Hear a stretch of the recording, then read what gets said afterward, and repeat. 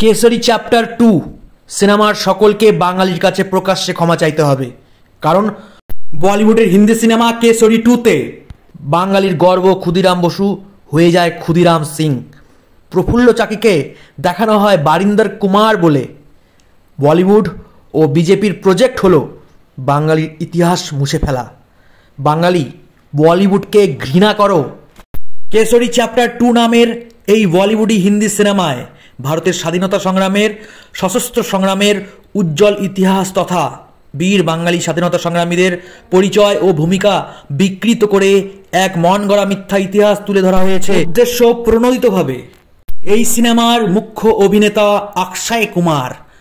তিনি কাদের স্বার্থে বিকৃত ইতিহাস প্রচার করে সিনেমা তৈরি করেন এটা আমাদের সকলের জানা। বিজেপি ও বলিউডের উদ্দেশ্য এক, বাঙালির ইতিহাস মুছে ফেলা, মুছে দেওয়া। এই সিনেমায় দেখানো হয়েছে যে ক্ষুদিরাম সিং ও বারিন্দ্র কুমার নামক দুই বিপ্লবী ব্রিটিশ পুলিশ কর্তা কিংসফোর্ডকে বোমা মেরে হত্যার চেষ্টা করে ও তাদের বোমা তৈরির প্রশিক্ষণ দেয় কৃপান সিং। ইতিহাসের নামে এই সব কাল্পনিক ও বিকৃত কাহিনী পরিবেশন আইনত অপরাধ। সেই সঙ্গে ভারতের স্বাধীনতা সংগ্রামের বীর বাঙালির ভূমিকাকে মুছে ফেলার হিন্দি সাম্রাজ্যবাদী চক্রান্তের অংশ বলেই মনে করা যায়। আমরা যদি প্রকৃত ইতিহাসের দিকে তাকাই তাহলে দেখব কিংসফোর্ডকে বোমা নিক্ষেপ করে হত্যার চেষ্টা করেছিলেন বীর বাঙালি ক্ষুদিরাম বসু ও তার আরেক বাঙালি সঙ্গী প্রফুল্ল চাকি। আলোচ্য হিন্দি সিনেমাটিতে বসু হয়েছেন সিং, আর প্রফুল্ল চাকির নাম উচ্চারিতই হয়নি। তাদের বোমা সরবরাহ করেছিলেন হেমচন্দ্র কানুনগো, যিনি ইউরোপ থেকে বোমা তৈরি শিখে এসে কলকাতার মুরারিপুকুর এলাকায় সশস্ত্র বিপ্লবের জন্য বোমা তৈরির কর্মশালা তৈরি করেছিলেন। এই মুরারিপুকুরে বিপ্লবীদের গোপন কার্যালয় থেকে অনেক শীর্ষস্থানীয় বিপ্লবী ব্রিটিশ পুলিশের হাতে ধরা পড়েন, যার মধ্যে ছিলেন অরবিন্দ ঘোষের ভাই বারিন্দ্র ঘোষ, যাকে আন্দামানে দ্বীপান্তরিত করা হয়েছিল।